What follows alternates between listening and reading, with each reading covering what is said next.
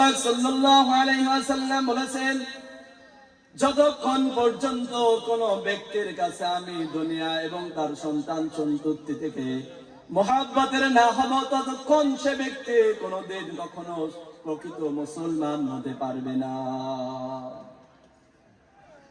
তো এই ঘটনা, একদিন এক এতিম সন্তান, তার ছিল একটি ফলের বাগান। সে তার খেজুরের বাগান তার অন্য পার্শ্ববর্তী লোকের খেজুরের বাগানের সাথে করেছিল। যখন ঝড় বৃষ্টি হতো তখন অন্যর বাগানের খেজুর তার বাগানে এসে পড়তো। সে ব্যক্তি নির্ণয় করতে দ্বিধাবোধ হয়ে যেত, আমার খেজুর কোনটা সে চিনতে পারতো না। এজন্য সেই এতিম বাচ্চা নিয়ত করলো যে আমার খেজুরের বাগান দিয়ে আমি পাঁচিল দেব, যেন আমার খেজুর আমার বাগানের মধ্যে থাকে, আমার প্রতিবেশীর খেজুর যেন তার বাগানে থাকে। তার কথা মতো এতিম বাচ্চা একদিন তার বাগানের বাউন্ডারি দিতে লাগলো, পাঁচিল দিতে লাগলো। এক পর্যায়ে এমন অবস্থা হইল যে পার্শ্ববর্তী প্রতিবেশীর বাগানের খেজুর গাছ তার বাউন্ডারির মধ্যে এসে পৌঁছে গেল। আর সে এতিম বাচ্চাকে চিন্তা করতে লাগলো, আমি বাউন্ডারি সোজা করে দিতে পারছি না, তাহলে আমার বাউন্ডারি সোজা করতে হলে সেই ব্যক্তির কাছে যাইতে হবে, তাকে বুঝাইতে হবে সে যেন আমাকে খেজুর গাছটি দিয়ে দেয়। তখন এতিম বাচ্চা তার পড়শির কাছে গেল এবং বলল, ভাই তোমার খেজুর গাছটা তো আমার বাগানের দিকে হেলে আছে, আমি আমার বাগানের মধ্য থেকে তোমার বাগানের মাঝে দিয়ে একটি পাঁচিল দিতে চাই। তোমার এই গাছটা এসে বাধা দিয়েছে, পাঁচিলকে আমি সোজা করতে পারছি না, তুমি আমার এই বাগানের তোমার গাছটা আমার বাগানের মধ্যে দিয়ে দাও, তুমি গাছটা আমাকে দিয়ে দাও। সে ব্যক্তি অস্বীকার করে বলল, আমি কখনো তোমাকে এই গাছটা দেব না।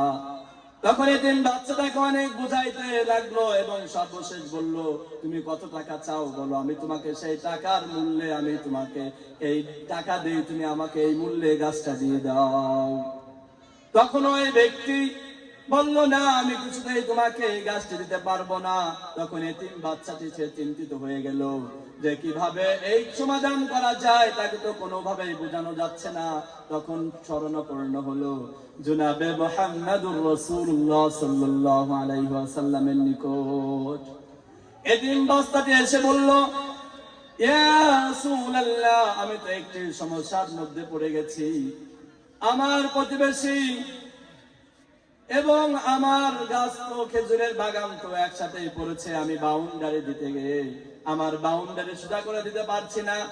আমার পড়শির গাছ আমার বাগানের দিকে আছে, আমি তাকে বারে বারে বোঝানোর পরেও সে তো বোঝে না। আপনি যদি একটু বোঝাতেন তাহলে আমার জন্য অনেক ভালো হতো। তখন রাসূল পাক সাল্লাল্লাহু আলাইহি ওয়াসাল্লাম ওই জনৈক ব্যক্তিকে ডাকার জন্য পাঠাইলেন।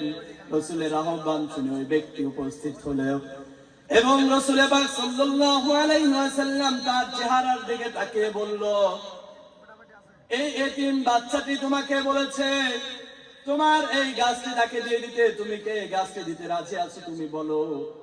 তখন সে ব্যক্তি বলল, না আমি এই গাছটি কোনোভাবেই দিতে পারবো না।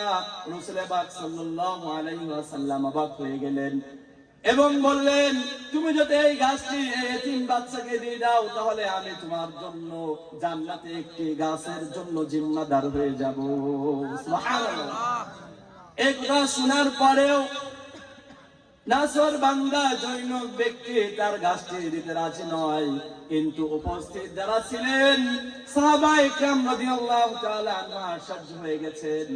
এ কেমন কথা, যেখানে রাসূল পাক সাল্লাল্লাহু আলাইহি ওয়াসাল্লাম স্বয়ং বলছেন তোমাকে এই গাছের বদলে জান্নাতে একটি গাছ দিয়ে দেব, তবুও কেন সে ব্যক্তি রাজি হয় না?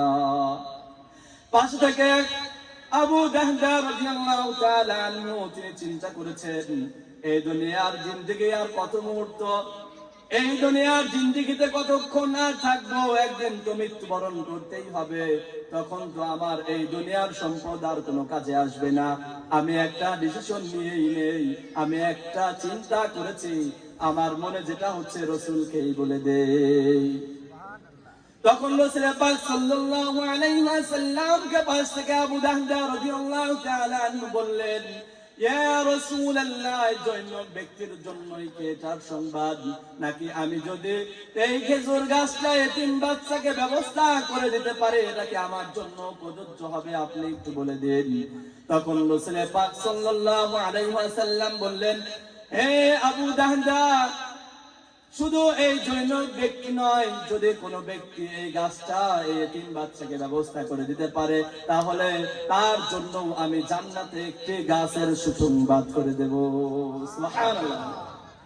তখন আবু দাহদা রাদিয়াল্লাহু তাআলা আনহু বললেন, ইয়া রাসূলুল্লাহ, আমার যে বাগান আছে সেখানে ৬০০টি গাছ আছে, এই গাছের যে খেজুর হয় তা কোনো ব্যক্তির জানার বাকি নেই। এই মদিনার সমস্ত খেজুর গাছের চেয়ে আমার খেজুরের সুমিষ্ট সবচেয়ে বেশি, এবং আমার এই বাগানের মধ্যে আমি বসবাস করার জন্য একটি সুন্দর করে প্রাসাদ নির্মাণ করেছি, আমি একটি ঘর নির্মাণ করেছি, এবং এই বাগানের মধ্যে এমন এক কূপ আমি খনন করেছি যার পানি হচ্ছে সুমিষ্ট। এমন বাগান এবং ৬০০ খেজুর গাছের বাগান আমি এই ব্যক্তিকে দিয়ে দিলাম, এই বিনিময়ে এতিম বাচ্চাকে সে একটি গাছ দিয়ে দিই। তখন জৈনক ব্যক্তি আশ্চর্য হয়ে গেছেন, উপস্থিত জনতার দিকে তাকিয়ে এভাবে একবার দেখে, এবং আবু দাহদার দিকে একবার দেখে, রাসূলের দিকে একবার তাকিয়ে দেখে এবং বলে, আবু দাহদা, তুমি কি ঠিক বলেছো? তখন আবু দাহদা রাদিয়াল্লাহু তাআলা আনহু বললেন, হে, আমি বুঝে শুনে কথা বলেছি, রাসূল যে সংবাদ দিয়েছেন এই সংবাদ আমি হাতছাড়া করতে চাই না। তুমি তো জানোই আমার খেজুরের বাগানের কত সুপ্রসিদ্ধ আছে, কত সুনাম আছে। তখন জৈনক ব্যক্তি বলল, হে, আমি জানি, আর বলতে হবে না, তোমার খেজুর গাছের সুনাম সারা মদিনাবাসী জানে। তোমার খেজুর গাছের বিনিময়ে আমি এতিম বাচ্চাকে আমার খেজুর গাছটি দিয়ে দিলাম। এই কথার পরে রাসূল পাক সাল্লাল্লাহু আলাইহি ওয়াসাল্লামকে আবু দাহদা রাদিয়াল্লাহু তাআলা আনহু বললেন, ইয়া রাসূলুল্লাহ, আমি কি এখন জান্নাতে একটি গাছের সুসংবাদ পাওয়ার যোগ্য হয়েছে কিনা? তখন রাসূল পাক সাল্লাল্লাহু আলাইহি ওয়াসাল্লাম বললেন, শুধু এক নয়, তোমাকে এক বাগান খেজুর গাছের সুসংবাদ দেওয়া হলো। তখন আবু দাহদা রাদিয়াল্লাহু তাআলা আনহু পরিবারকে জানানোর জন্য গেলেন এই সুসংবাদ যে আমি জান্নাতে একটি খেজুরের বাগান পেয়েছি। তখন আবু দাহদা রাদিয়াল্লাহু তাআলা আনহু বাড়ির মধ্যে প্রবেশ করেননি, বাড়ির দরজা থেকে বিবিকে বলেছে, হে বিবি, তুমি দরজার কাছে আসো। বিবি আশ্চর্য হয়ে গেছে যে তার বাড়িতে, তার পক্ষে, তার প্রাসাদে ঢুকতে সমস্যা কি, তবে সে দেখেছে আমার যাওয়া উচিত। তখন বিবি আবু দাহদা রাদিয়াল্লাহু তাআলা আনহুর কাছে গেলেন, আর আবু দাহদা রাদিয়াল্লাহু তাআলা আনহু বললেন, হে বিবি, শোনো, আমি এমন সুসংবাদ দিয়েছি রাসূলের দরবার থেকে, এই সুসংবাদ তুমি শুনলে বলো এটা লাভ হয়েছে কিনা ক্ষতি হয়েছে। তখন স্ত্রী বললেন, রাসূল পাক সাল্লাল্লাহু আলাইহি ওয়াসাল্লামের মজলিস থেকে কি সংবাদ নিয়েছে এটা আমাকে অবশ্যই শোনান। তখন আবু দাহদা রাদিয়াল্লাহু তাআলা আনহু বললেন, আমার যে ৬০০ গাছ খেজুর গাছের বাগান এবং আমার যে বাড়ি এবং সুমিষ্টিও কূপ, এই কূপ সব কিছু আমি এক এতিম বাচ্চার জন্য আল্লাহর রাস্তায় দান করে দিয়েছি। তখন বিবি শোনার সঙ্গে সঙ্গে বললেন, রাসূল যেহেতু বলেছেন আপনাকে জান্নাতের মধ্যে খেজুরের বাগান দান করবেন, এটা অবশ্যই আপনি লাভজনক সুসংবাদ নিয়ে এসেছে। আর জমিনে আল্লাহর বিধান, আল্লাহর কর্তৃত্ব একমাত্র কায়েম করতে হবে।